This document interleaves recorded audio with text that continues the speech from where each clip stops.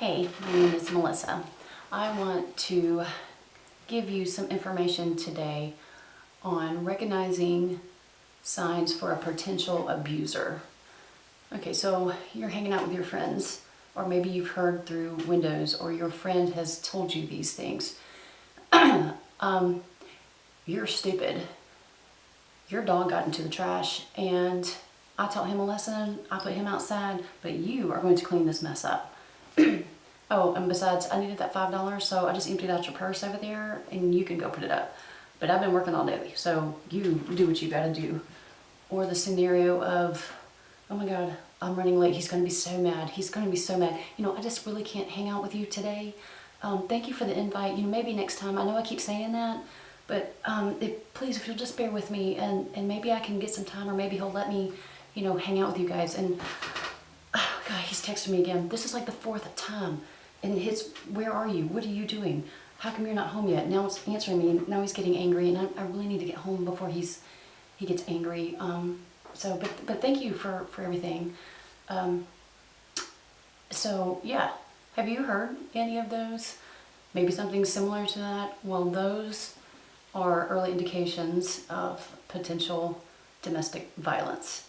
Domestic violence, according to the National Coalition Against Domestic Violence, defines it as willful intimidation, physical assault, battery, sexual assault, and or other abusive behavior as a systematic pattern of power and control perpetrated by one intimate partner against another.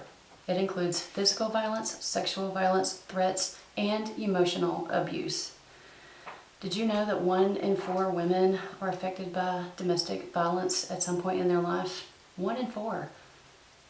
I became a statistic. I am a no-nonsense kind of person. I do not put up with stuff. I am strong. I'm strong-willed. But for 13 years of my life, I was married to the most manipulative man. He was so secretive with money, he ended up losing our house to foreclosure. I never had a clue. He would give me allowances for gas and groceries, and I had to pay very close attention to that. If he got angry, tables would be pushed over, or he would shatter picture frames. During our arguments, he would use words like, "Don't defy me," or "You wouldn't understand anyway, so why even bother telling you?" I would get in trouble all the time for the house not being cleaned, or it not being cleaned to his liking. He texted me all the time. He would stalk me. He would have friends look out for me. And you know, at first it was okay, and then you just start getting beat down.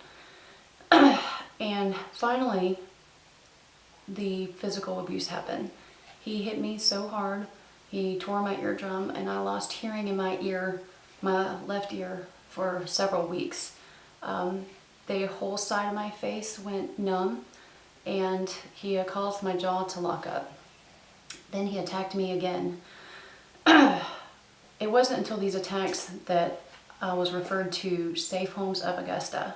Safe Homes of Augusta is a sanctuary, is a place for helping those with that have been victims of domestic violence.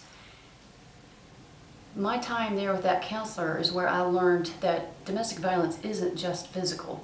There is emotional and psychological aspects to it also, and it's the emotional and psychological that will beat you down, and this is where it gives the perpetrator the control and the power they need to, you know, stand over you. They gave me a form, or gave me this chart here. It says recognizing abusive behavior. All of these highlights on here, these were mine. I recognized off my ex-husband. And so what I want to do is just go through some of these to inform you that these are potential red flags of someone who could become physically violent. And by recognizing these flags, you can help you or help someone else of getting out of a relationship that probably is not in your best interest.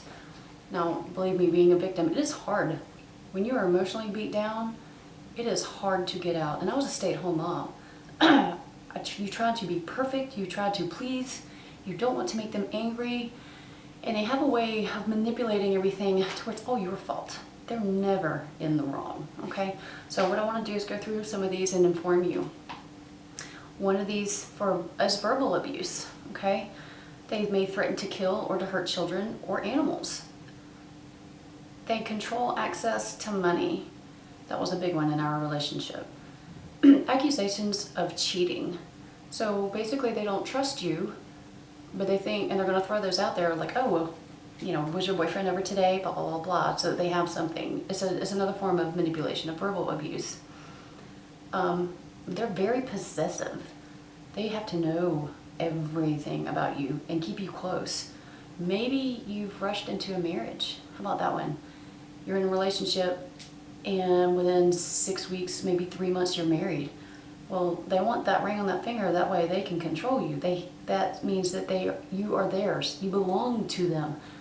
Okay? Do they call you, you are mine and only mine and this and that? Well, yeah, that seems enduring. But when it's used the wrong way is when it becomes possessive. Do they make statements like, you're stupid, you're ugly, you wouldn't understand, you know what, it's a little too complicated, so I just, you know, yeah, you're just kind of stupid. How about they'll leave nasty text messages or messages on your answering machine if you don't answer in enough time. Why didn't you answer quick enough? Well, oh my gosh, you know, I do have a life.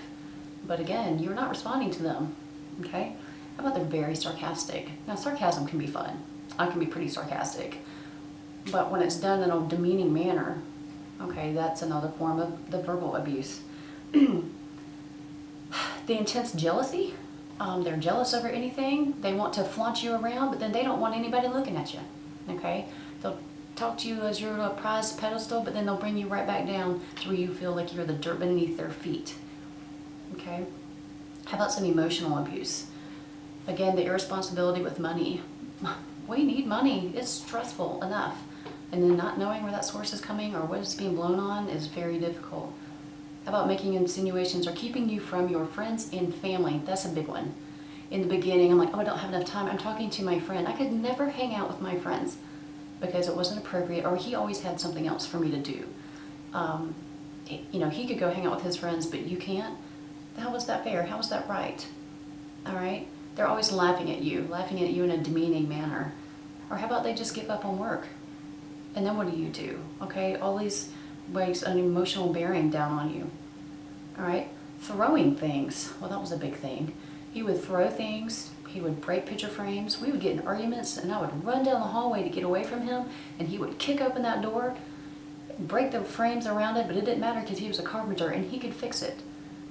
Oh my goodness, and you know what? He was never wrong. Or how about blaming things on other people? Meaning they are not taking any accountability for anything that they've done wrong. It's always somebody else's fault. Always someone else's fault. Okay, that's a lot to take in. It's really, over time, it gets hard. And these things may start small and intermittent, but as time passes, they're just constantly, every day, something coming at you.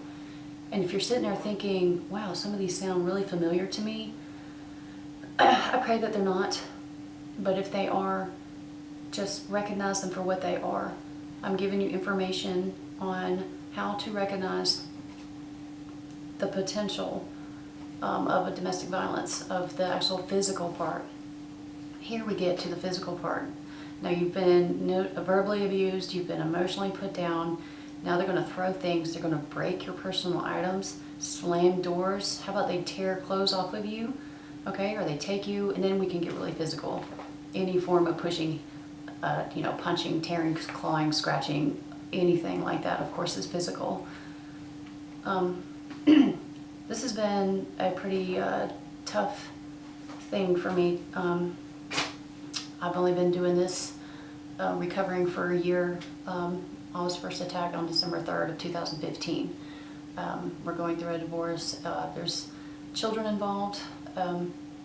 So I'm definitely not, I'm not a professional by any means, but this is things that I have learned, and I just think that, you know, domestic violence of any kind, whether it is the physical, the psychological, or the emotional, none of it is okay. No one deserves that. The children do not deserve to see all that and hear all that, and you yourself deserve better.